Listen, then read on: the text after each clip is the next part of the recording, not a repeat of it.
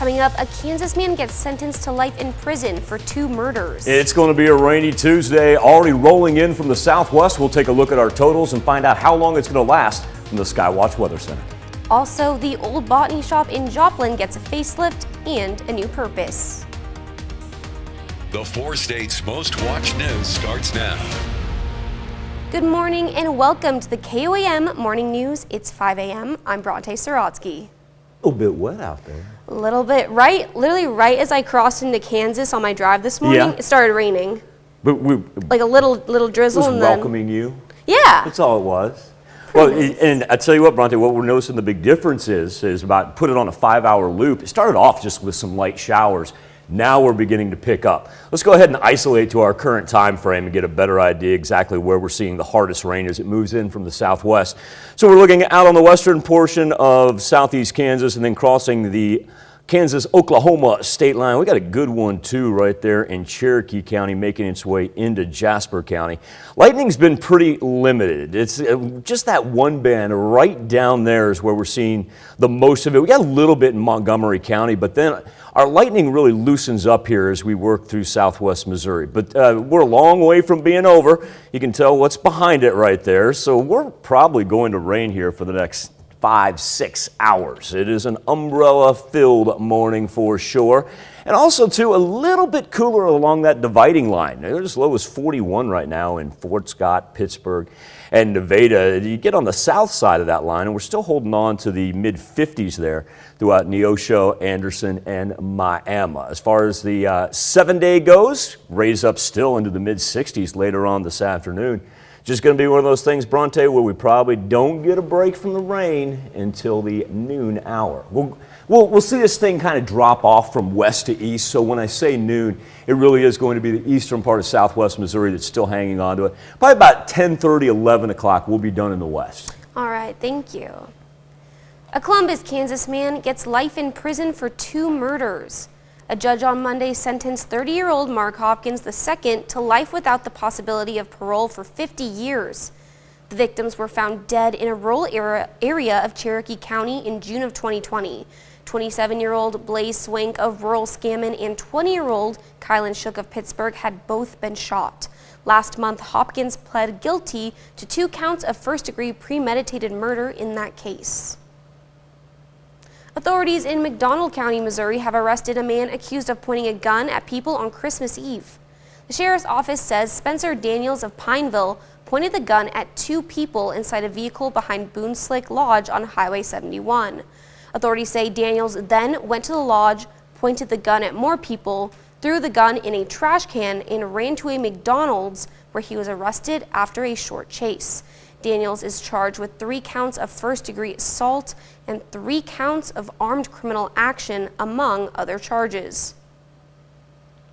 Authorities in Missouri issue an arrest warrant for a doctor at a private Christian boarding school.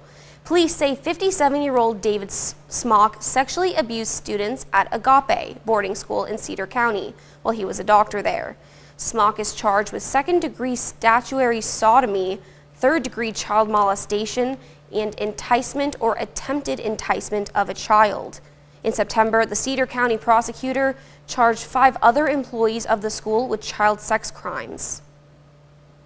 8 people died on Missouri roadways over the long Christmas weekend, 2 fewer than the holiday period in 2020. The Missouri State Highway Patrol said troopers worked 310 total accidents during the period from Thursday through Sunday, including 92 accidents with injuries. The patrol also made 67 arrests for driving while intoxicated. Ranchers in western Kansas have begun to recover from the deadly wildfires that torched their land earlier this month, but they acknowledge it will be a long process. Rich Coaster, whose ranch near the Russell County town of Paradise was among the many that were damaged, is typically busy caring for newborn calves or preparing his herd for winter this time of year. Instead, he's burying livestock. He says about 1/3 of his 200 cattle were killed. 2 men died, and the Kansas Forest Service estimates that around 163,000 acres of land were burned on December 15th in fast-spreading fires driven by wind gusts of up to 100 miles per hour. The city of Joplin names its new fire chief. Jared Ezell has 33 years of experience in fire service. He's currently serving as the fire chief of Maumelle, Arkansas. Ezell was Joplin's battalion fire chief until 2010. He also served as the fire chief in Diamond, Missouri. Joplin's former chief, Jim Ferguson, retired in June. Mark Cannon is currently serving as interim chief. Ezell will take over on February 7th. A local group wants to help the homeless in Joplin by giving them a place to start over. The old botany shop on East 7th Street in Joplin has been vacant for many years.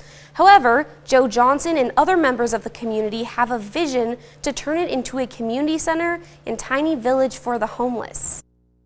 The land and properties deteriorated somewhat, but there's many of us that are walking around looking at this and seeing, a dream. And that dream is, creating a tiny village for some of our houseless community to help give them a place to land and then hopefully a place to launch from.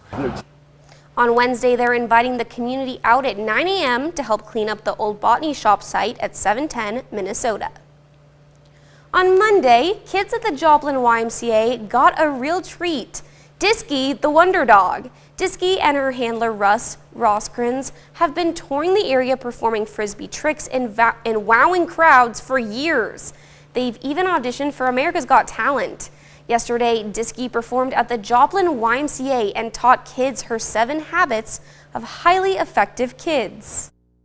And I want them to take to the fact that, again, anything's possible. Set your goals and, sharpen your skills and you'll be able to make things happen. And we just hope to change lives literally one smile at a time today.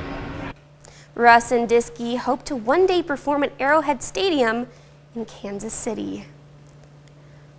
A highly effective habit for this morning is going to be an umbrella.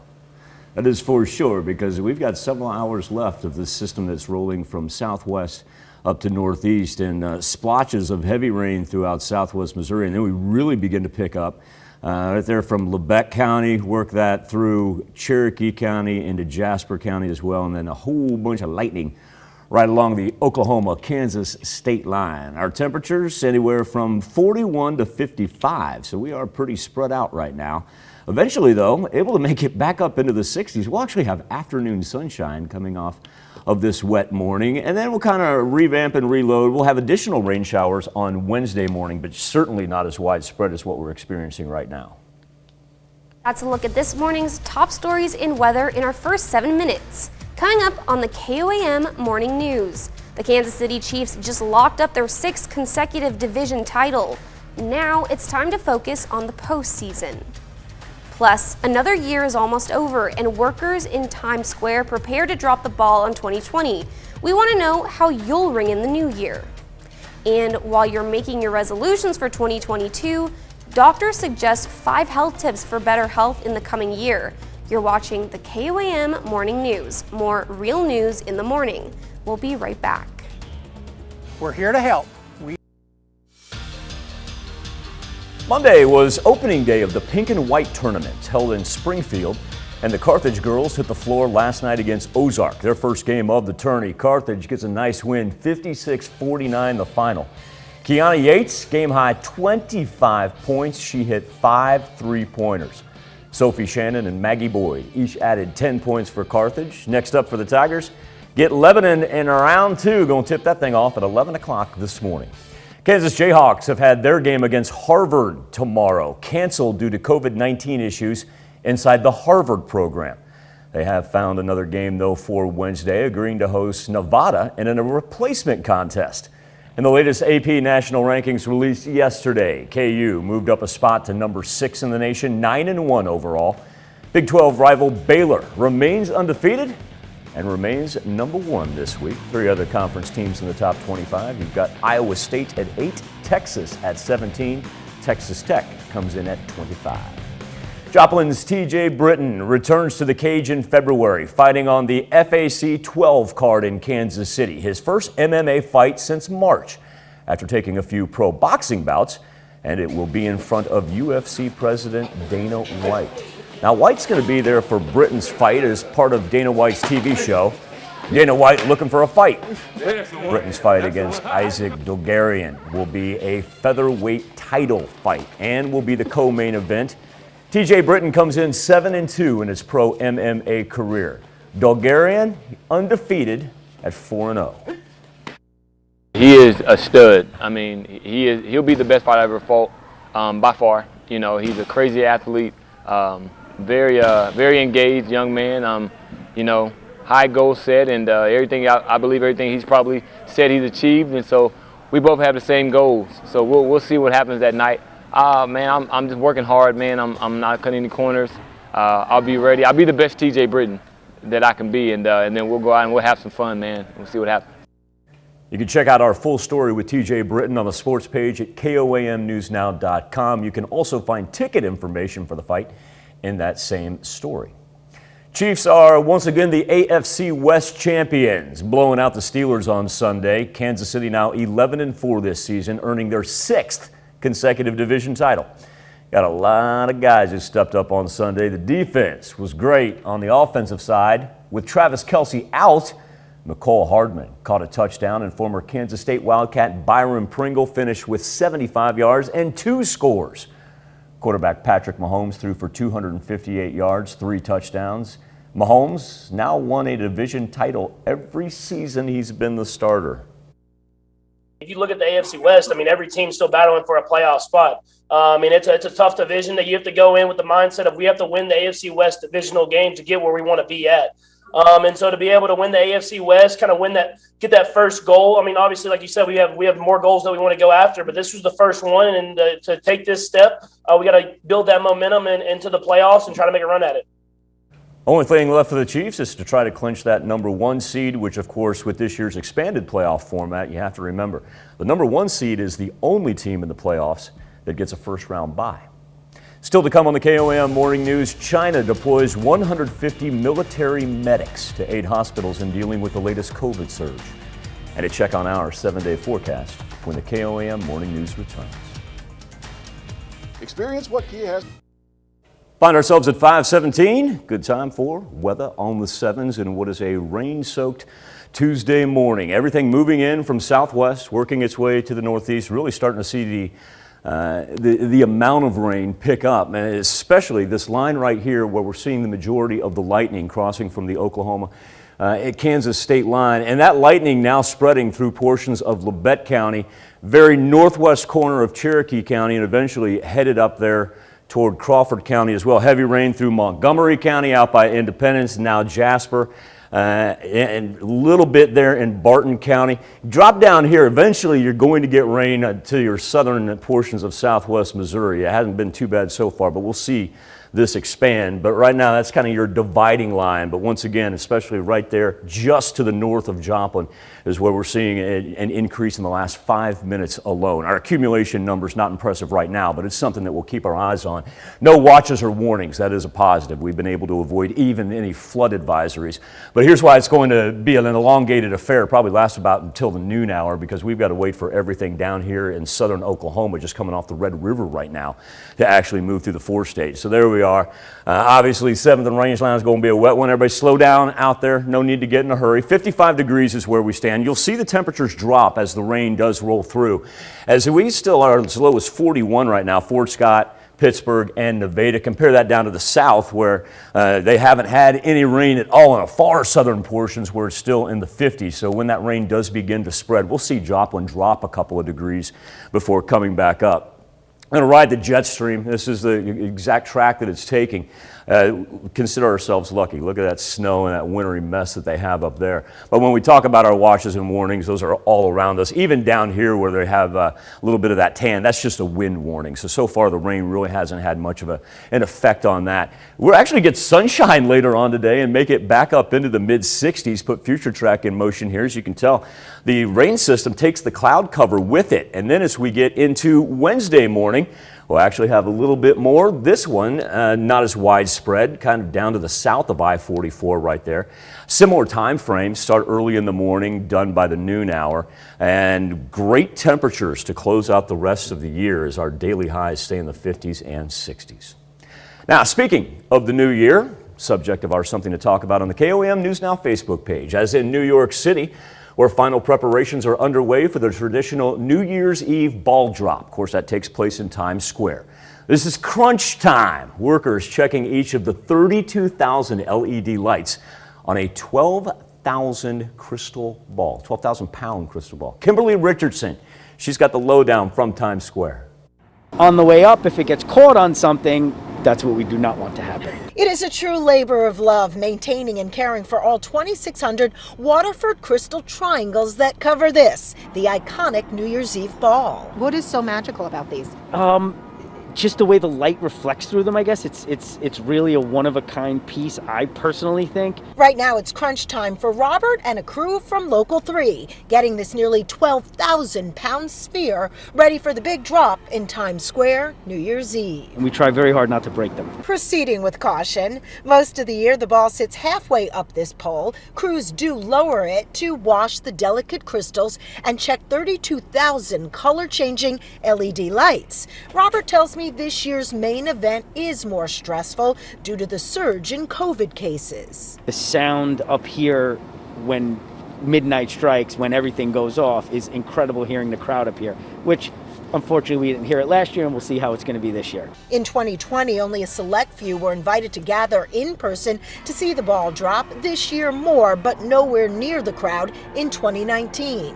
192 new crystals have been added, reflecting this year's theme. The gift of wisdom has a central wheel surrounded by petals of knowledge growing ever forward. And it will join the gift of harmony and the gift of imagination. And the test run to make sure everything is just right for Friday's big drop. Thursday, Robert and his crew will carry out a mock countdown from 10. When you tell all your friends and family this is what you do, are they like, oh my God, that's so cool? Every single one of them, yes. It would be great if the crystal ball was like our old traditional Christmas lights, and the fact that if one went out, they all went out. And then you'd be stuck tucking 31,999 of them. This year's crowd in Times Square limited to 15,000 revelers who are all vaccinated and also required to wear masks. Our question to you this morning: how will you ring in the new year? 3 ways to connect via our Facebook page. Go directly to the poll, KOAMnewsnow.com/vote, and we'll throw up our QR code a little bit later. There she is. You'll have a chance to snap a picture with your phone, and we'll be back with Healthwatch next. Gathering around the Topping Healthwatch this morning. On Monday, the Centers for Disease Control and Prevention released new data on the nation's vaccination efforts. About 66 million people have gotten a booster shot. That's nearly a third of fully vaccinated people. 61.8% of the U.S. population is fully vaccinated. That's people of all ages, more than 205 million in total. 22.4% of the eligible population, which is everyone 5 and up, has not had even 1 dose of the vaccine. Currently, more than 1 million doses of vaccine are being given every day.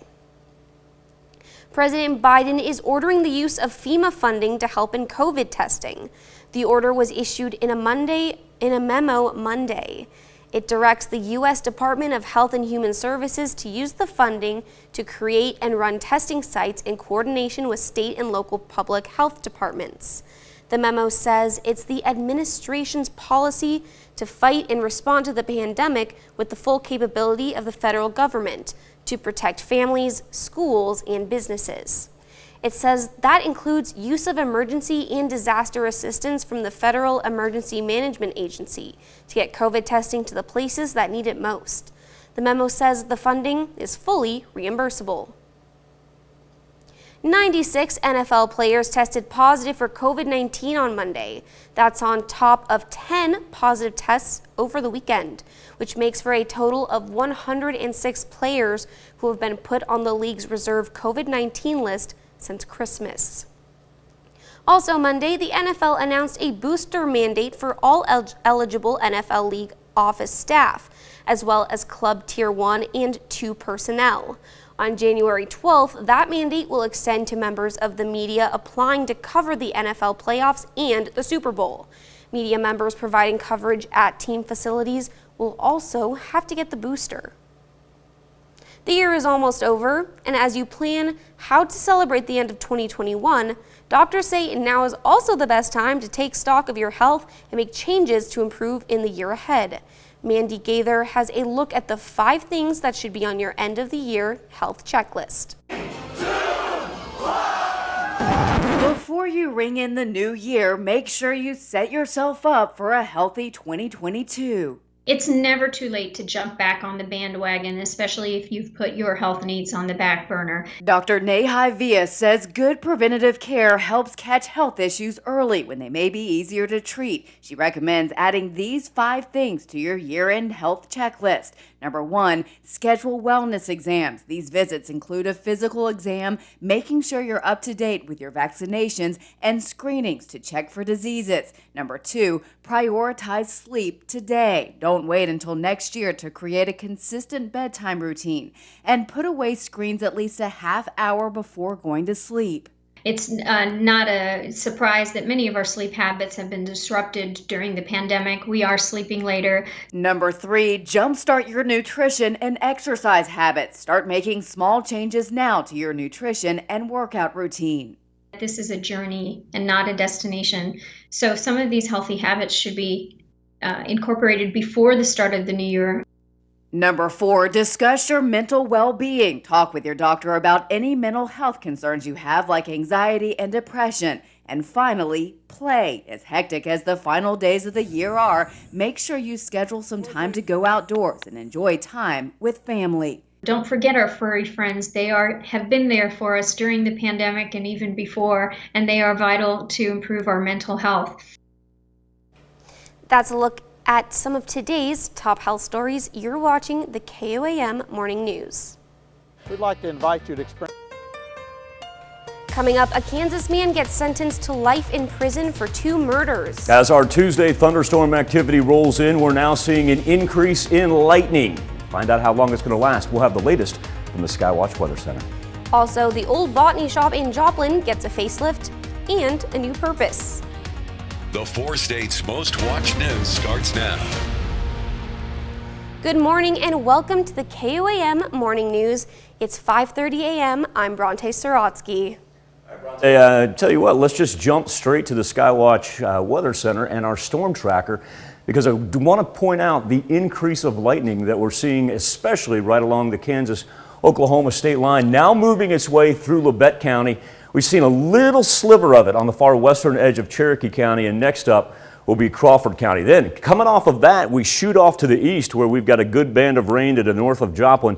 This one making its way through portions of just on the north side of Carthage up through Lamar. Want everybody to be very careful, especially if you're on 126 or 160, and then of course 49 is going to get sporadic bouts of heavy rain as well. Highway 400 hasn't been too bad so far, and of course if you're rolling up 69, it is just going to be non-stop pretty much. So once again, that's our latest development, is the amount of lightning that we're seeing coming down right now. And we got a ways to go. This is going to last all the way until about the noon hour. Along that dividing line, we see cooler temperatures up to the northwest. We're anywhere from 39 right now, our low point in Fort Scott, still holding on to the mid-50s south of I-44, but once again, far away from the freezing point, so we'd have nothing to worry about when it comes to flipping over. And look, by the time this is done by the noon hour, we're going to be looking at a little afternoon sunshine, and temperatures able to make it up into the high 60s.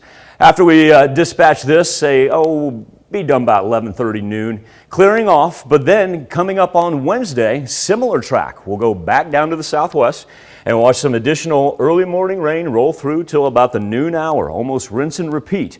A 7-day forecast that, tell you what, temperature-wise, even with the rain, we need the rain, so that's not a bad thing. And these temperatures well above normal to wrap up 2021 until, Bronte, we decide to talk about 2022. All right, thanks, Michael. A Columbus, Kansas man gets life in prison for 2 murders. A judge on Monday sentenced 30-year-old Mark Hawkins II to life without the possibility of parole for 50 years.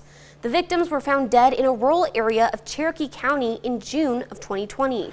27-year-old Blaze Swank of rural Scammon and 20-year-old Kylan Shook of Pittsburgh had both been shot. Last month, Hopkins pled guilty to 2 counts of first-degree premeditated murder in that case. The Missouri Department of Health and Senior Services extends a temporary increase of Wic Benefits through March. Wic, or the Special Supplemental Nutrition Program for Women, Infants, and Children, allows up to 60,000 women and young children to receive healthy fruits and vegetables each month. Officials say the increase is the same amount as November and December, $24 per month for children, $43 per month for pregnant and postpartum women, and $47 per month for breastfeeding women. With Christmas over and the weather nice, many kids have been outside playing with new toys. So AAA is reminding drivers to be on the lookout. They provide some tips to keep in mind. First, check your blind spots, including behind your vehicle. Always assume children could be present and carefully check streets. And roll down your windows as you back up so you can hear if kids may be playing. AAA also reminds parents to always keep an eye on their kids while they're playing. A local group is working to bring a tiny village to Joplin to help the homeless. KOAM's Chris Warner spoke with one of the people in that group about their vision. Joe Johnson spent a week this past summer on the streets with the homeless community in Joplin. I saw that there were a lot of needs being met, but some of the most basic ones, somehow we just weren't able to meet. For instance, just housing. That's why he decided to join a group aimed at redeveloping an area around 710 Minnesota in Joplin, more commonly known as the former Botany Shop, into a tiny village and community center for the homeless. The land and properties deteriorated somewhat, but there's many of us that are walking around looking at this and seeing, a dream. And that dream is, creating a tiny village for some of our houseless community to help give them a place to land and then hopefully a place to launch from. They wanted to name their dream, so they picked Lincoln Heights in honor of the former Lincoln School, which was located across the street. The goal is to build a number of tiny homes directly across the street from the Botany Shop on the north side of the bridge to serve as the launch pad for those in need. They'll also convert the former Botany Shop property into a community center, offering showers, storage, and a lot more. We also intend to have social workers come in periodically to help people with things like getting their identification or different types of paperwork they need in order to be able to even go apply for a job. Right now, the plan is still a dream, a vision. But with the community's help, Johnson is hopeful it can soon become a reality. It would be amazing if we could offer people next fall, next winter, a place to land so they can get out of the elements and just start, moving forward in their lives. In Joplin, Chris Warner, KOAM News. On Wednesday, they're inviting the community out at 9 a.m. to help clean up the old Botany Shop site at 710 Minnesota. The state of Missouri is now offering a new option to test yourself for COVID-19 at home. You can now order a self-collection kit and ship it to a lab via FedEx. You order the kit on the state health department's website. The kit, which is free, should arrive in 2 days and is good for 6 months. Once you collect the sample, you have 24 hours to ship it in a prepaid envelope included with the kit. The lab will then send you your results in an email. Heavy rain beginning to expand from what we see in the yellow, orange, and red. Throw on the lightning tracker, and we still got that definitive band right there that is now stretching into portions of Barton County in southwest Missouri as well. So the lightning is the big thing that we're keeping our eyes on. We currently do not, and it's stressed, do not have any even flood advisories out. So that's a great sign right there. We should be able to avoid any flash flooding pretty easily. But remember, it's going to last until about the noon hour. Then we can sit back and enjoy some afternoon sunshine and temperatures back up into the mid-60s. That's a look at our top news stories coming up this half hour on the KOAM Morning News. We'll meet a third grader who wants to make sure everybody has a buddy to play with. Plus, travel disruptions hit holiday travelers worldwide as the pandemic causes cancellations of thousands of flights. We'll have the latest. You're watching the KOAM Morning News. More real news in the morning. We'll be right back. Congratulations to KOAM Sports. Topping World Watch, 150 military medics of the People's Liberation Army Air Force have been deployed from the Air Force. A medical university in Xi'an is to assist local hospitals, according to state media. This comes as a current COVID-19 outbreak in the northwestern Chinese city of 13 million people forced the country's daily COVID-19 case count higher.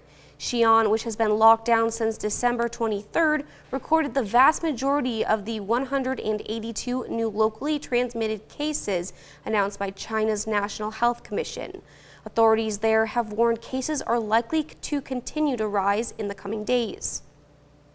Austria has tightened its entry rules to curb the spreading of the Omicron coronavirus variant. 4 countries were put on the list of virus variant over the weekend: Great Britain, Norway, Denmark, and the Netherlands. Visitors entering from those countries now have to be boosted or show a negative PCR test. If not, they will have to go into a 10-day quarantine, and the New Year's celebration will not happen this year. A curfew at 10 p.m. has been set, and no bars and restaurants are allowed to take part. More than 2,800 flights worldwide were canceled Monday, according to tracking website FlightAware. Airlines blame the Omicron coronavirus variant for causing staff shortages, and the travel chaos is threatening to extend through the new year. Richard Quest has the latest. It is not a surprise that the largest number of cancellations are in the United States and China.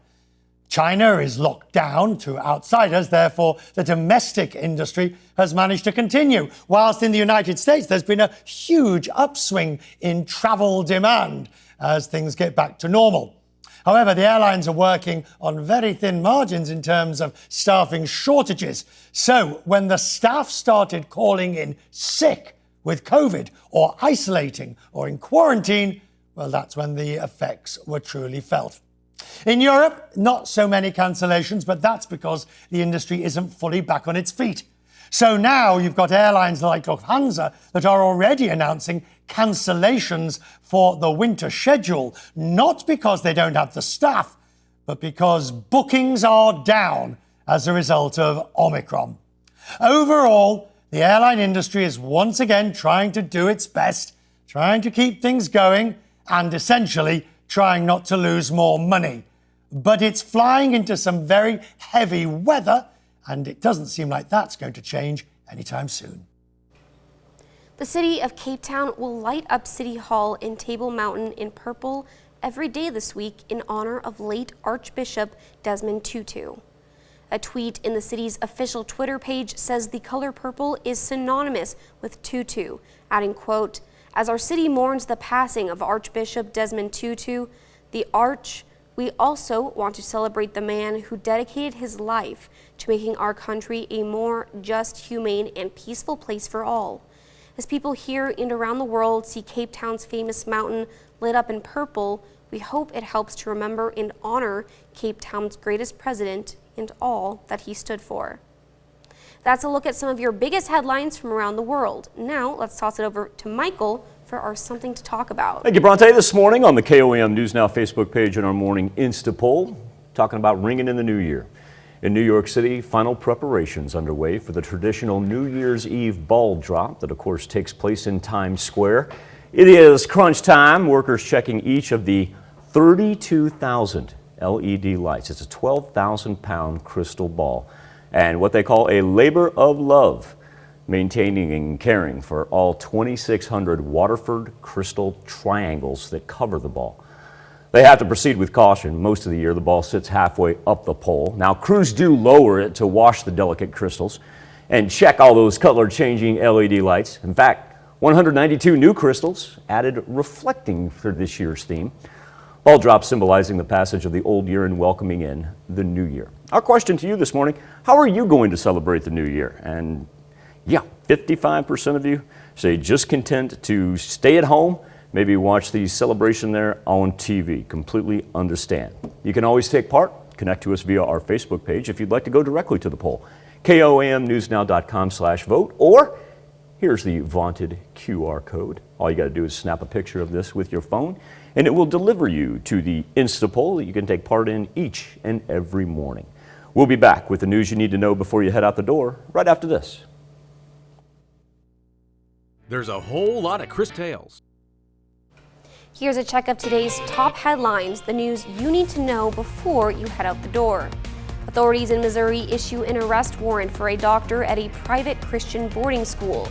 Police say 57-year-old David Smock sexually abused students at Agape boarding school in Cedar County while he was a doctor there. Smock is charged with second-degree statutory sodomy, third-degree child molestation, and enticement or attempted enticement of a child. In September, the Cedar County prosecutor charged 5 other employees of the school with child sex crimes. A Columbus, Kansas man gets life in prison for 2 murders. A judge on Monday sentenced 30-year-old Mark Hopkins II to life without the possibility of parole for 50 years. The victims were found dead in a rural area of Cherokee County in June of 2020. 27-year-old Blaze Swink of rural Scammon and 20-year-old Kylan Shook of Pittsburgh had both been shot. Last month, Hopkins pled guilty to 2 counts of first-degree premeditated murder in that case. Officials in Kansas City say 5 people were killed in the city during Christmas week, bringing the 2021 total to 156. That makes 2021 the city's second deadliest year on record.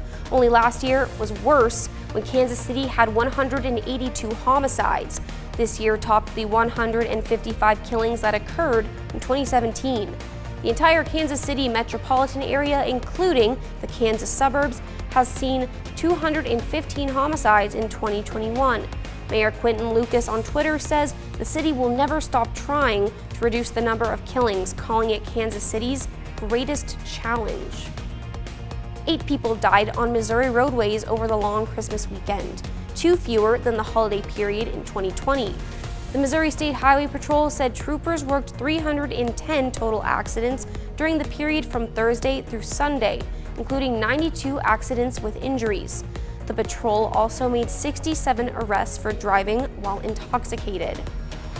That's a check of today's top headlines, the news you need to know before you head out the door. Current look at the Skywatch storm tracker. The heavy rain now making its way through portions of Ottawa County, up through Cherokee and Crawford, then across the Missouri state line into portions of Barton, and now we're seeing it stretch into Vernon as well. 69, 400, and 126, as well as 160. You're going to run into some heavy rain, sporadic more so, on I-49. 44, not really bearing the brunt of it right now. Keep the umbrella handy. Rain will last till about the noon hour. Be back right after this.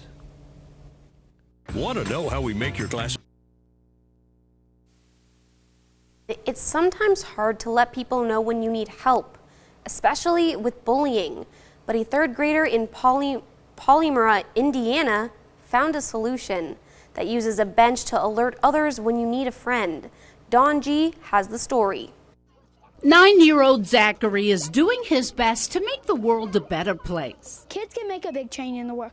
They can change the world. It doesn't matter what you look like, where you're from, what language you speak. Zachary was a guest on Wave Country after his mother wrote a letter to Wave 3 explaining his efforts to make a buddy bench for his elementary school in Indiana. I'd never heard of a buddy bench. Can you tell me what that is? A buddy bench is a bench where if someone's feeling alone or they have no one to play with, they can go sit on it and alert teachers, students, and staff that person needs someone to play with. Callum Imprints and Printing in Ramsey, Indiana told Zachary that they could make that bench, but it would take 250 pounds of small plastic lids and tops that would be melted down. Do you have a deadline? No. So we put out the call. We're going to help Zachary. And Zachary did the work. How long did you think it would take you?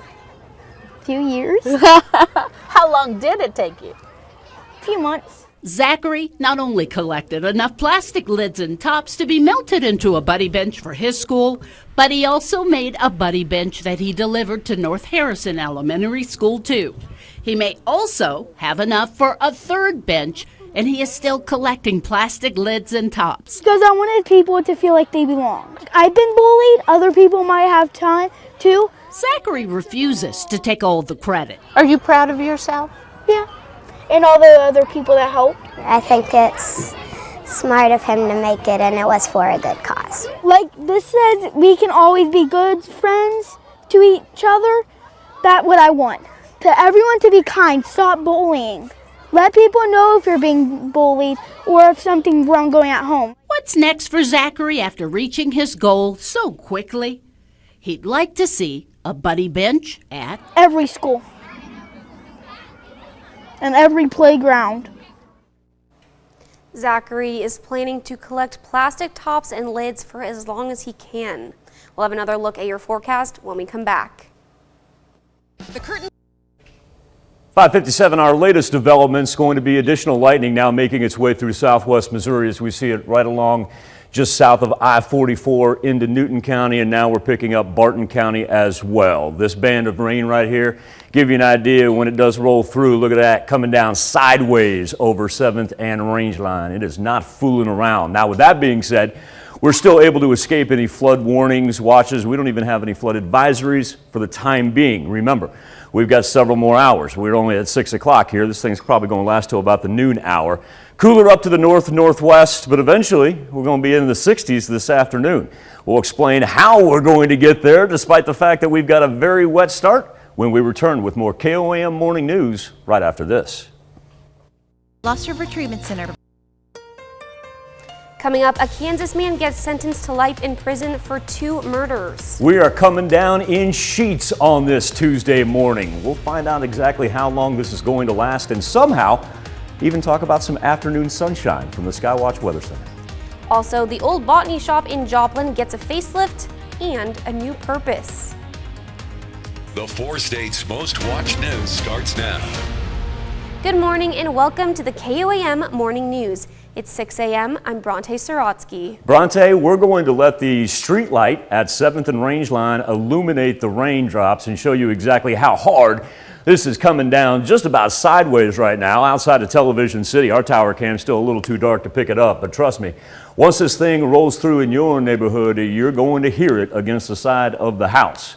Here's what we have temperature-wise. We'll get back to the radar in a second. Dividing line right there. Much warmer down to the south compared to what we've got up to the north. But I think the key factor is at least we don't have to worry about anything close to freezing. Now, as we clear off, this is how we end up with sunshine later on this afternoon. We've just got to get there first because it's going to last all the way to the noon hour. Let's isolate in on our bands of heavy rain that we're seeing right now, especially right along the Kansas-Missouri state line. And the lightning strikes, that's in the last 5 minutes alone. We're really starting to see the lightning move up to the north through Barton, almost to Vernon County right there. A couple strikes in Crawford County and down in southern Jasper County and northern Newton County. Everything progressing from the southwest up to the northeast and a little easterly push to it as well once it gets into southwest Missouri. But here's why it's going to stick around for so long, because we've got quite a bit still to come out of central Oklahoma. 7-day forecast with temperatures well above normal for this time of year, and this is much needed rain, Bronte. We've been talking about how we've been down for the month. We started today 1.7 inches down since December 1. So we're going to pick up about 1.25 inches, 1.5 inches in certain places, be right back on par. But hey, we were talking about Christmas tree disposal yesterday. Really does help out for people that want to take it out in the backyard and burn it and whatnot. It would have been too dangerous for it yesterday. This precipitation, this moisture, not a bad thing. All right, good to know. Thanks, Michael. Authorities in McDonald County, Missouri have arrested a man accused of pointing a gun at people on Christmas Eve. The sheriff's office says Spencer Daniels of Pineville pointed the gun at 2 people inside a vehicle behind Boonslick Lodge on Highway 71. Authorities say Daniels then went into the lodge, pointed the gun at more people, threw the gun in a trash can, and ran to a McDonald's where he was arrested after a short chase. Daniels is charged with 3 counts of first-degree assault and 3 counts of armed criminal action, among other charges. Authorities in Missouri issue an arrest warrant for a doctor at a private Christian boarding school. Police say 57-year-old David Smock sexually abused students at Agape boarding school in Cedar County, where he was a doctor there. Smock is charged with 2nd-degree statutory sodomy, 3rd-degree child molestation, and enticement or attempted enticement of a child. In September, the Cedar County prosecutor charged 5 other employees of the school with child sex crimes. A Columbus, Kansas man gets life in prison for 2 murders.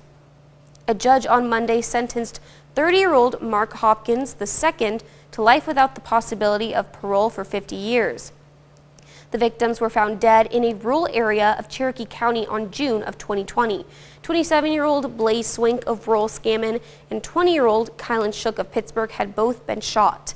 Last month, Hopkins pled guilty to 2 counts of first-degree premeditated murder in that case. 8 people died on Missouri highways over the long Christmas weekend, 2 fewer than the holiday period in 2020. The Missouri State Highway Patrol said troopers worked 310 total accidents during the period from Thursday through Sunday, including 92 accidents with injuries. The patrol also made 67 arrests for driving while intoxicated. Ranchers in western Kansas have begun to recover from the deadly wildfires that torched their land earlier this month, but they acknowledge it'll be a long process. Rich Coaster, whose ranch near the town of Russell of Paradise, was among the many that were damaged and is typically busy caring for newborn calves or preparing his herd for winter this time of year. Instead, he's burying livestock. He says about 1/3 of his 200 cattle were killed. 2 men died, and the Kansas Forest Service estimates that around 163,000 acres of land were burned on December 15th in fast-spreading fires driven by wind gusts of up to 100 miles per hour. The city of Joplin named its new fire chief. Jared Ezell has 33 years of experience in fire service. He's currently serving as the fire chief of Maumelle, Arkansas. Ezell was Joplin's battalion fire chief until 2010.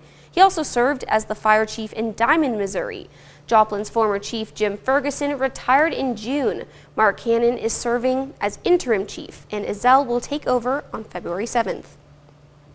A local group wants to help the homeless in Joplin by giving them a place to start over. The old botany shop on East 7th Street in Joplin has been vacant for many years. However, Joe Johnson and other members of the community have a vision to turn it into a community center and tiny village for the homeless. The land and properties deteriorated somewhat, but there's many of us that are walking around looking at this and seeing, a dream. And that dream is, creating a tiny village for some of our houseless community to help give them a place to land and then hopefully a place to launch from. On Wednesday, they're inviting the community out at 9 a.m. to help clean up the old botany shop site at 710 Minnesota. On Monday, kids at the Joplin YMCA got a real treat. Disky, the wonder dog. Disky and her handler, Russ Roskrens, have been touring the area performing frisbee tricks and wowing crowds for years. They've even auditioned for America's Got Talent. Yesterday, Disky performed at the Joplin YMCA and taught kids her 7 habits of highly effective kids. And I want them to take to the fact that, again, anything's possible. Set your goals and, sharpen your skills and you'll be able to make things happen. And we just hope to change lives literally one smile at a time today. Russ and Disky hope to one day perform at Arrowhead Stadium in Kansas City. Let's go from south to north. So we'll start in Joplin with the rain coming down just about sideways right there. As far as our lightning goes, you see it, those strikes, and that's just in the last 5 minutes alone. We're starting to see a real easterly push as far as our lightning goes. Now, as we track up 96 and then we get to just about to I-49, look at that north of Lamar. So if you're going to be on 49, you're going to run into sporadic heavy rain. It's not one of those lines that is as bad as what it is on Highway 69 in southeast Kansas, because we've got heavy rain really from Pittsburgh that stretches all the way up to Fort Scott. Kind of give you an overview here. Everybody's going to end up with it by the end of the day. And speaking of the end of the day, by the time we get to noon hour and the rain's done, we'll actually get afternoon sunshine, work up into the mid-60s, a good 20 degrees warmer than what we'd anticipate, closing out 1 year and getting ready to open up the next, and still looking at a really nice weekend, despite the fact that we're going to look at some rain showers there for New Year's Eve and New Year's Day, because the cold front really doesn't hit until we get to 2022. That's a look at this morning's top stories and weather in our first 7 minutes. Coming up on the KOAM Morning News. Ever wanted to trade houses with a stranger? We'll meet 2 women who did just that. Plus, we take a look at how COVID is affecting those around the world and the solutions countries are providing, and how companies are looking to make returns more eco-friendly. You're watching the KOAM Morning News. More real news in the morning. We'll be right back. Forget what you think you know about carpet. In Consumer Watch this morning, with online sales expected to hit a record $207 billion in the U.S., there could also be a record number of returns this year. Every year, a big chunk of those returns end up in landfills, enough to fill 23 million refrigerators or 6,400 747s. Reporter Janet Shyamalan has an inside look at e-trailers that are trying to make returns more sustainable. Online purchases have never been a bigger part of the holiday, likely to top 25% of sales. But here's the more startling number. The e-commerce return rate is 25%. One of every 4 items purchased online is sent back, compared to about 8% for a physical store. And this is what that can look like. Mountains of cardboard and plastic packaging with valuable merchandise inside. You'll see all their returns come back. They pile up, they sit, and it often quarterly or twice a year they might liquidate them for pennies on the dollar or even potentially destroy them. Tobin Moore is the CEO of Optoro, which helps companies solve the problem of a tsunami of returns. This massive warehouse outside Nashville is one of 3 dozen Optoro uses across the country, processing merchandise for sellers like American Eagle, Target, Bed Bath & Beyond, and others. Workers use Optoro's software to check in the merchandise, ensuring a refund, then relisting the product for a new sale. We're just here to just grade it and make sure that it has a UPC and it has the correct description. These items will never go back to the retailer's warehouse. They're held here until sold again. The volume here is incredible. On just these 2 racks, there are more than 120,000 items that came in as returns, and most will leave this warehouse as a new sale within a week. In Houston, Abby McDonald used Happy Returns, a service that collects customers' unwanted goods for hundreds of companies that sold them. It's postage and box free. A QR code is all you need. It's close to my office, which made it easy to pop out at lunch and drop it off here for free. Paper Source locations like this are among 3,800 collection points nationwide, an average of 20 returns from multiple sellers shipped in a single box, reducing waste and expediting turnaround time. And it increases foot traffic for the store collecting the goods. The clothing store Everlane takes more than 70% of its unwanted items back through Happy Returns. The speed and the efficiency with which we can get the product back on the shelf and available for another customer is really integral to our overall business model. It obviously impacts our sales and our revenue. And the environment. Almost 6 billion tons of returned items will end up in landfills after the holiday season. Our technology connects every returned item, no matter the condition, to its next best home as efficiently as possible.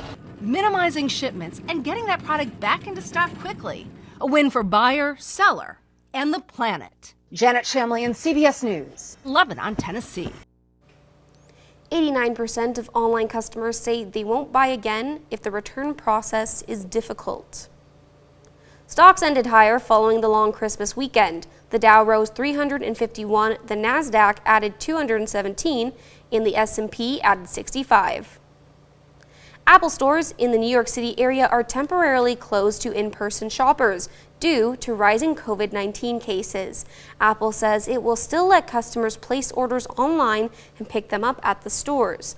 Bloomberg reports stores have also been temporarily closed in D.C., Ohio, Texas, Georgia, and Florida. No word when they're set to reopen.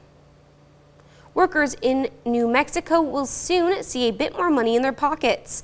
The hourly minimum wage there is set to increase by $1 to $11.50 at the start of the new year. President Biden wants to raise the federal minimum wage from $7.25 to $15 in 2022. That's it for Consumer Watch. We'll be right back.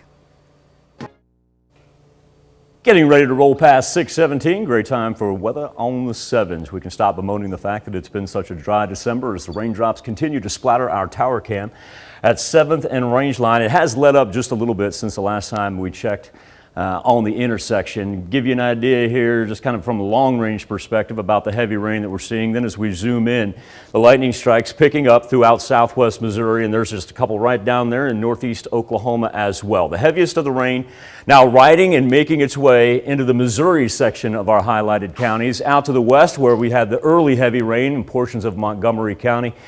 Even in Wilson County as well. Now that's turning more into showers, so we're going to focus on where our heaviest rains are. And you can tell that band right there, give you an idea how it's tracking northeast/east. 49 is going to be problematic here for really next hour or so because you've got more heavy rain that's just going to be dominating the interstate. 44 really hasn't been too bad, and of course 126 and 160 if you're traveling west to east. And you're going to run into some very, very heavy rain. And this is why it's going to take so long and pretty much be here until the noon hours, because we've got to wait for everything down there by the Red River to make its way through us. Mess right there in the St. Louis area. We've been lucky so far. We haven't even popped up any flood advisories. Let's go back to 7th and Range Line, look at our temperatures. 50 miles per hour, and when it does roll through, a gust of 30 miles per hour. It'll pick up on you real fast. Temperatures ranging anywhere from about 41 to 61. We are spread out all over the place, and everything just going to ride the jet stream right there. Crazy to believe that this afternoon we're going to have sunshine and temperatures around 67 degrees. Now we are going to get a little bit more rain tomorrow morning, not as widespread as what we're experiencing right now, but still, the fact that we're going to finish the year in the 50s and 60s, that's pretty hard to beat. Imagine trading houses with a complete stranger. Well, that's what two women did, with one living in Boston and the other living in England. Rachel Holt explains the story. Packing up suitcases, passport ready to go. I leave in less than 48 hours, and I'm so excited. On Wednesday, Grace Gagnon is embarking on a 2-week trip to England. It all started with a simple question on TikTok inspired by the movie The Holiday, asking if anyone in England wanted to switch places. I had watched The Holiday with my mom on Thanksgiving, so it was fresh in my mind. The post went viral, getting millions of views and lots of interest. I was getting flooded with responses. It got to be a little bit overwhelming at one point. Yeah. One of those responses came from Flo Patterson, and ultimately the two women decided to swap apartments, with the company Home Exchange helping facilitate the short-term trade. I DM'd her straight away. It was sort of a whim, I think, maybe for both of us, but I just thought, why not? I think we've been stuck inside for so long that why not just grab life and just do it. The two may live on opposite sides of the pond, one in Boston and one in Bath, but they share a common love for adventure. Just a different type of city, I think, will be amazing. So sort of high rise and things like that. It's just fascinating. And for Grace, I think it'll be great to sort of see really, really amazing history of Bath. I get to meet her family and some of her friends, and I get to stay in her lovely flat in Bath, and I get to experience what life is like for Flo, and I think that's the coolest part. Grace is putting together a list of fun things to do in Boston, and in turn, taking advice for her trip to England. And as you can imagine, she's receiving lots of input from people on social media. It's insane. It's really crazy. The trip hasn't even started yet, and it's already been a wild ride that I never expected. Now, could be a whole lot of fun. More KOAM Morning News with Healthwatch right after this. Topping Healthwatch this morning, the possibility of a second coronavirus vaccine booster shot is being tested, and a massive lockdown in China has gotten even tougher for residents. Riley Carlson reports from London. A 5-day lockdown in the Chinese city of Xi'an has gotten even stricter. In the city of 13 million, no vehicles are allowed on the roads.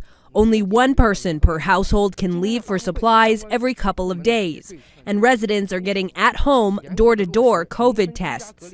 650 cases have been detected since early December, which may not seem very high, but it's part of China's zero COVID strategy, and authorities are being even more vigilant ahead of the Olympics in February.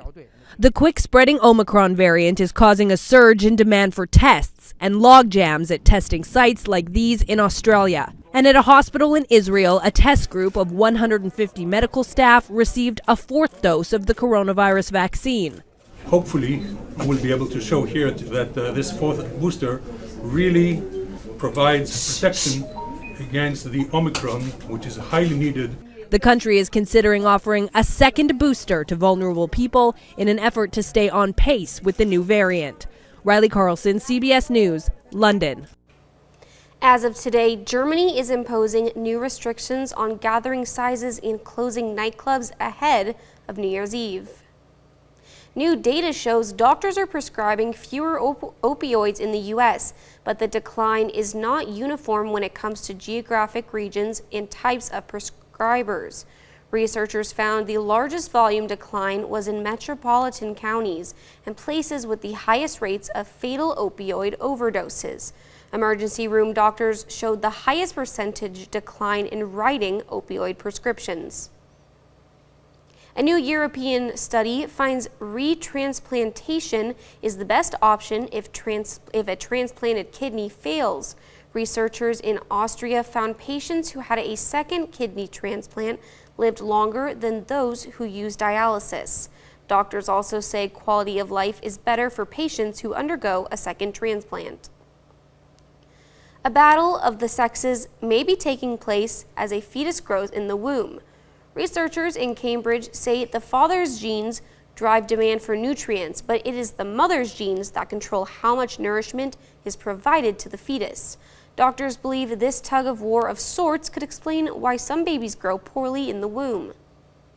That's a look at some of today's top health stories. You're watching the KOAM Morning News. Heaviest of our rain now moving from northeast Oklahoma right through a little sliver of southeast Kansas, but it is pouring right now throughout most of southwest Missouri. Lightning backing off just a little bit. So far, we've been able to escape any flood warnings, watches, or even advisories.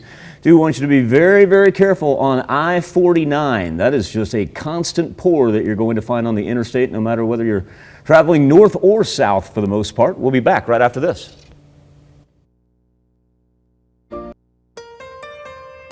Coming up, a Kansas man gets sentenced to life in prison for 2 murders. Time to remember where we put the umbrella. We are filled with heavy rain, lightning, and thunder on this Tuesday morning. Eventually, we're going to be talking about some afternoon sunshine. The latest from the Skywatch Weather Center.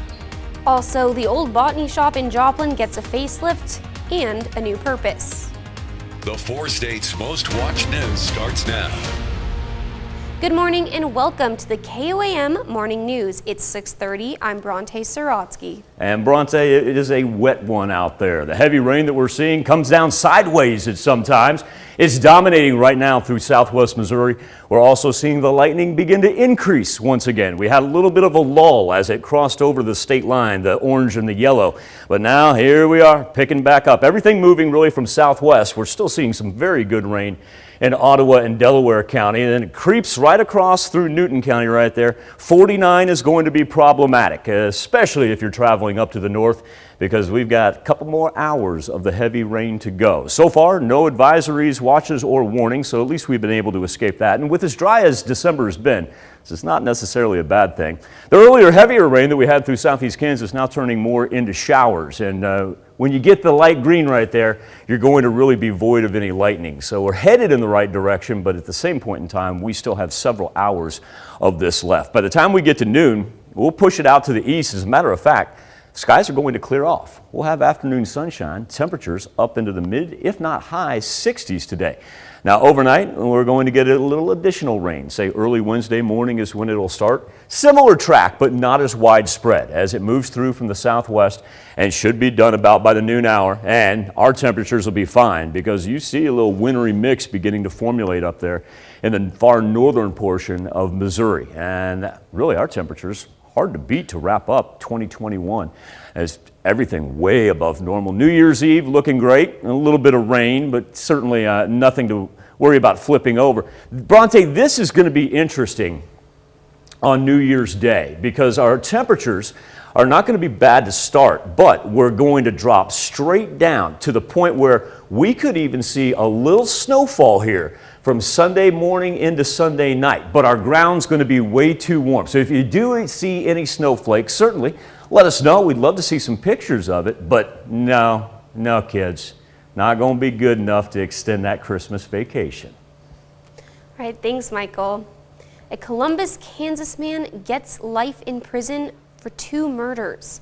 A judge on Monday sentenced 30-year-old Mark Hopkins II to life without the possibility of parole for 50 years.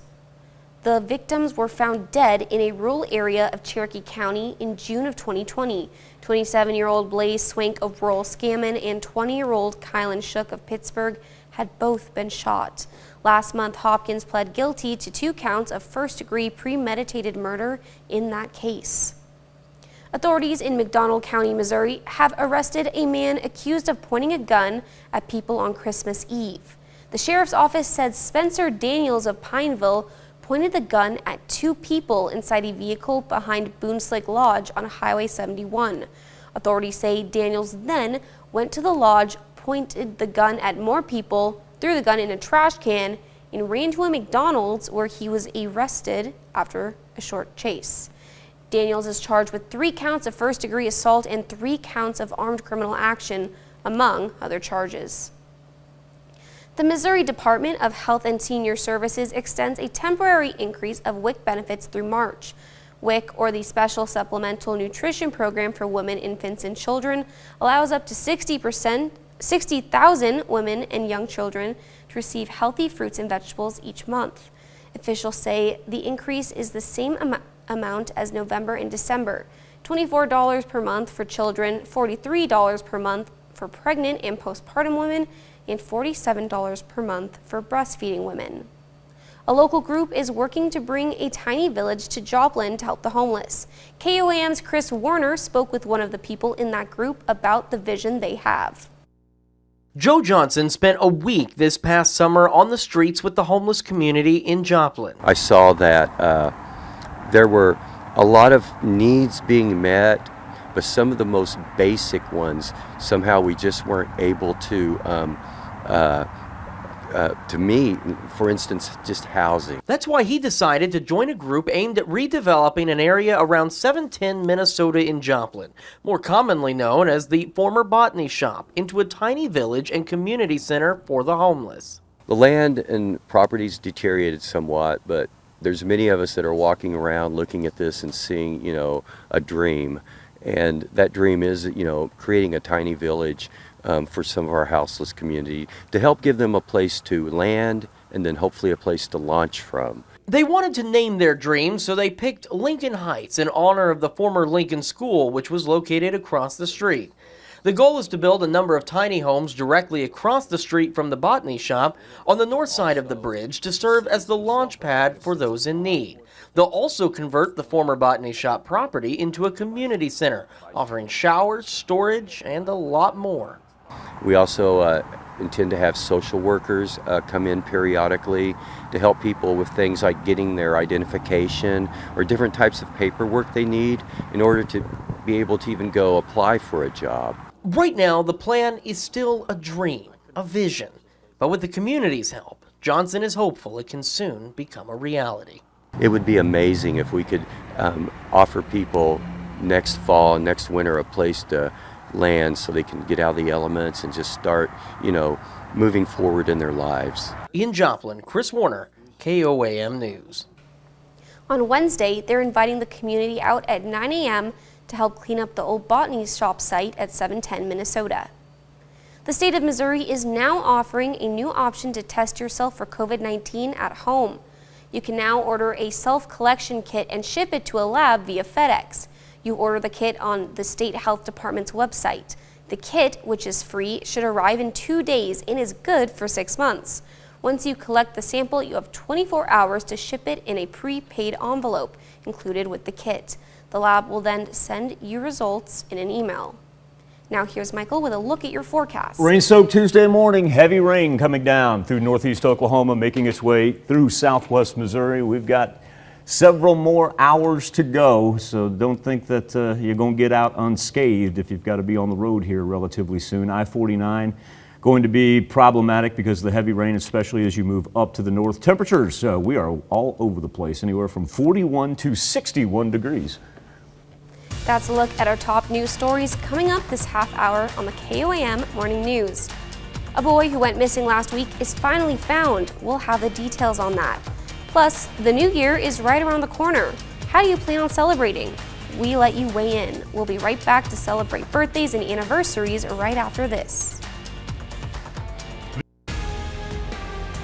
Topping Nation Watch this morning, the Los Angeles Police Department has released 911 calls and officer body cam video after officers shot and killed a suspect and an innocent 14-year-old girl at a North Hollywood Burlington coat factory 2 days before Christmas.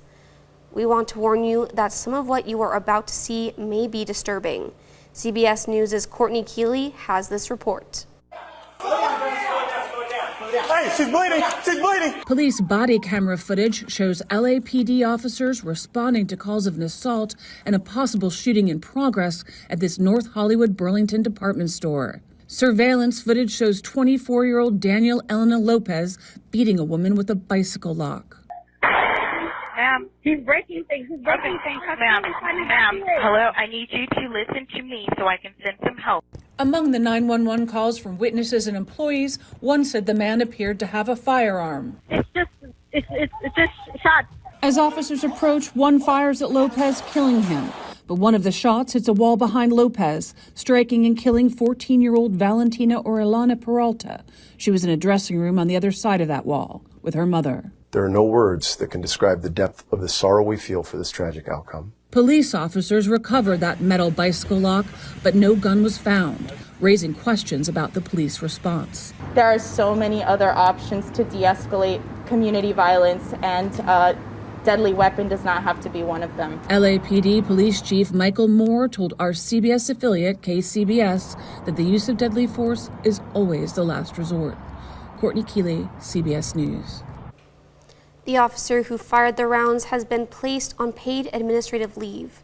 The family of Orlean Peralta has hired Benjamin Crump, a high-profile attorney who has sued police in excessive force cases nationwide and also represent the family of George Floyd.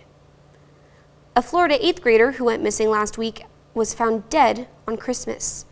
The body of 14-year-old Vensley Maxine was discovered in a retention pond Saturday near the middle school he attended.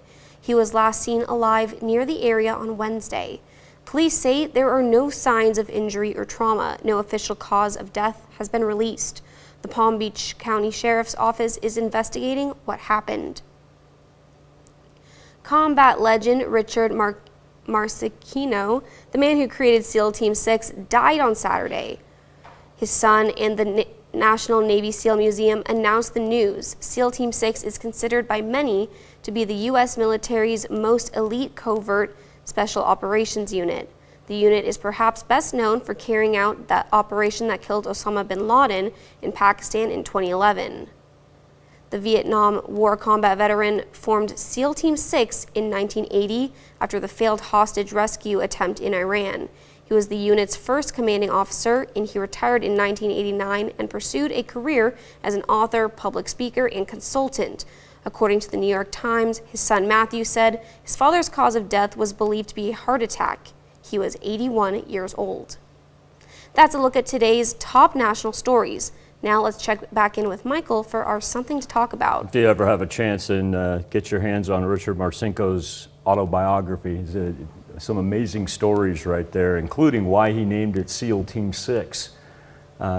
He did it to confuse the Soviet Union. He wanted the Soviet Union to believe that there were 5 other SEAL teams. In fact, there were 2. Oh my God. Yeah, he got some amazing stories. Actually, was in charge of the first Red Cell as well. And yeah. If you have a chance, folks, Richard Marcinko's autobiography, it is something else.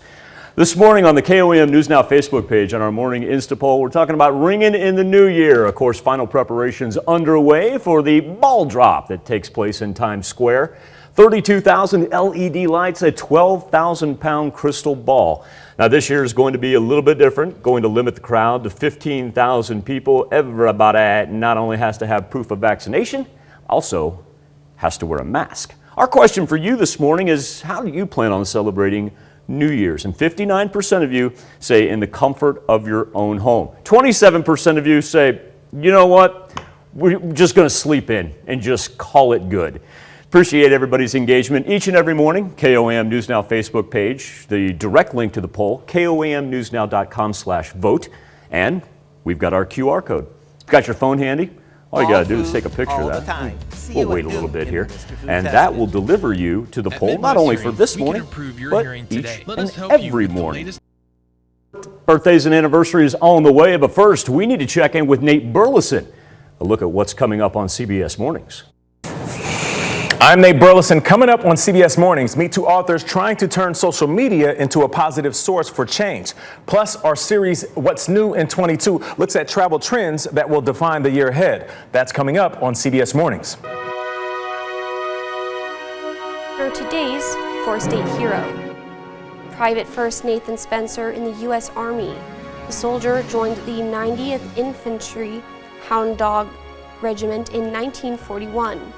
He fought at Normandy and at the Battle of the Bulge. Spencer earned the Bronze Star and a Combat Infantry Badge. To Private Nathan Spencer, we thank you, our four-state hero. The birthday party begins with Elijah Mayfield, who is celebrating his first birthday. Elijah, this comes with love from Mom, Dad, Grandma, and Grandpa. Happy birthday, kiddo. Next look at this. We have Alicia Mayfield turning 7, and from your older sister, your mom, dad, grandpa, and grandma, they all wish you a happy birthday. It was on December 20th. Can you imagine the Mayfield family beginning December 20th? You roll Alicia's, then you do Christmas, then you got Elijah, and then you've got the New Year. My goodness, that is jam-packed. Kudos to you, Mr. and Mrs. Mayfield, for pulling that all off. Braden Garwood, he is celebrating his 11th birthday. Oh, Braden, I long for that warmer weather and that fishing pole, my man. This comes with love from Mom, Dad, and Tinley. Have a great one, Braden. Next, from Bronson, Kansas, we have Allison Johnson, who's turning 12. Happy birthday, Allison. A special Sweet 16 for one Kate Pritchett. Kate, she is in Carl Junction, and I want you to know that this Sweet 16 birthday comes with love from the whole family. Next, from Pittsburgh, we have Matthew. Good catch. Yeah, Matthew Rodenauer turning 23 with a special note of love from Dad and Charity. Run out to Humboldt, and that's where we find Emily Melton celebrating her 27th birthday. Happy birthday, Emily. Going from Columbus, we have Sally Davis turning 43. Check out Sally. I love the birthday picture because she's like, I'm gonna get some advertising out of this. I was just gonna say, the business logo. Happy birthday, Sally. That was well played, Sally. Very well played. Kimberly Ewan, a happy 51st birthday. Kimberly celebrates in Chanute. In Galena, we have Nina Fodale turning 62 years old. Happy birthday, Nina. Over the weekend, Quentin Morrow celebrated his 81st birthday. Mr. Morrow, he had his party commence in Fredonia. In Girard, we have Keegan Dawkins. Happy birthday, Keegan. Wavell Yeager celebrating number 82, a screen just for Wavell right there, and a happy birthday wish in Columbus. Happy birthday and happy anniversary to all. Here's where you can send them into, birthdays at KOAMTV.com. You can also go to our website, KOAMNewsNow.com. Speaking of that website, here's Bronte Sorosky with a very important birthday announcement. You can be part of the KOAM Birthday Club by going to our website and signing up, and you can also get special deals from local businesses. So go to KOAMNewsNow.com and sign up for the KOAM Birthday Club today.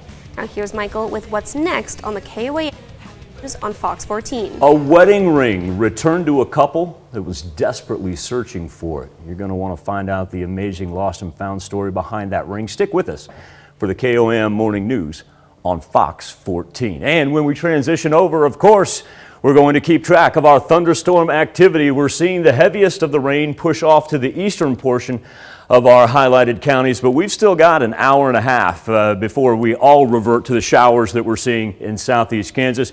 And we're still picking up some random lightning strikes, lightning beginning to back off just a little bit, but our accumulation numbers growing. That being said, we've been able to avoid any flood watches, warnings, or advisories, but do want to point out that since this is going to last till about the noon hour, you get these low-lying areas in your neighborhood, and you know which ones are going to flood. Let's go ahead and anticipate that, because the shower activity, even when the heaviest rain, the yellow and the orange, passes out of our neighborhoods, we're still going to have the showers that will persist till just about the noon hour.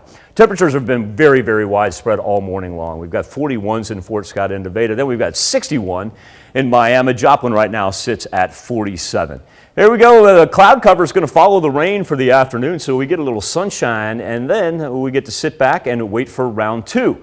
Now, that won't be until early Wednesday morning. Almost run a similar track from the southwest up to the northeast right there. Tomorrow morning, not as widespread as what we're encountering this morning. Temperatures still way above average, though, to close out the year. We'll be back with more KOAM Morning News on Fox 14 right after this. Here's a check of today's top headlines, the news you need to know before you head out the door. Authorities in Missouri issue an arrest warrant for a doctor at a private Christian boarding school. Police say 57-year-old David Smock sexually abused students at Agape boarding school in Cedar County while he was a doctor there. Smock is charged with second-degree statutory sodomy, third-degree child molestation, and enticement or attempted enticement of a child. In September, the Cedar County prosecutor charged 5 other employees of the school with child sex crimes. A Columbus, Kansas man gets life in prison for 2 murders. A judge on Monday sentenced 30-year-old Mark Hopkins II to life without the possibility of parole for 50 years. The victims were found dead in a rural area of Cherokee County in June of 2020. 27-year-old Blaze Swink of rural Scammon and 20-year-old Kylan Shook of Pittsburgh had both been shot. Last month, Hopkins pled guilty to 2 counts of first-degree premeditated murder in that case. Officials in Kansas City say 5 people were killed in the city during Christmas week, bringing the 2021 total to 156. That makes 2021 the city's second deadliest year on record. Only last year was worse when Kansas City had 182 homicides. This year topped the 155 killings that occurred in 2017. The entire Kansas City metropolitan area, including the Kansas suburbs, has seen 215 homicides in 2017. Mayor Quinton Lucas on Twitter says the city will never stop trying to reduce the number of killings, calling it Kansas City's greatest challenge.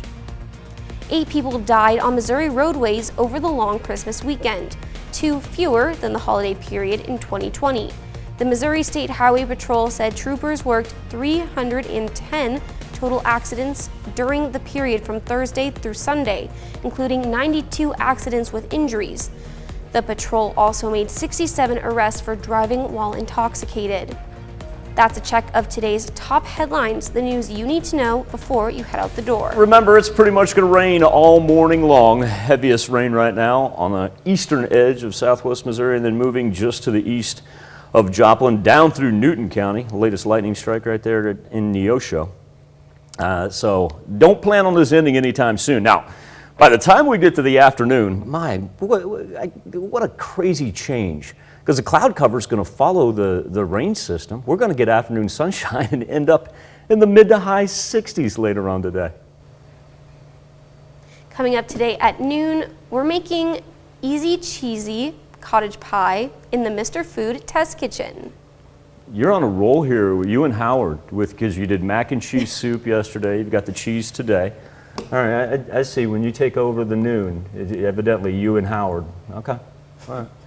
Also, CDC announcing major changes to its isolation and quarantine guidelines. That's next on CBS this morning. The agency's former director breaks down what we all need to know if we test positive or are exposed to COVID. Or you can switch on over with us on Fox 14, where your only local morning news continues. This morning, manatees may be cute, but they're dying in record numbers. Stick with us and learn how scientists are trying to save them. And the school becomes a hub for tornado relief. Once again, join us over on Fox 14. Be prepared out there with the rain. Do me a favor, be safe. We'll do this all again tomorrow morning.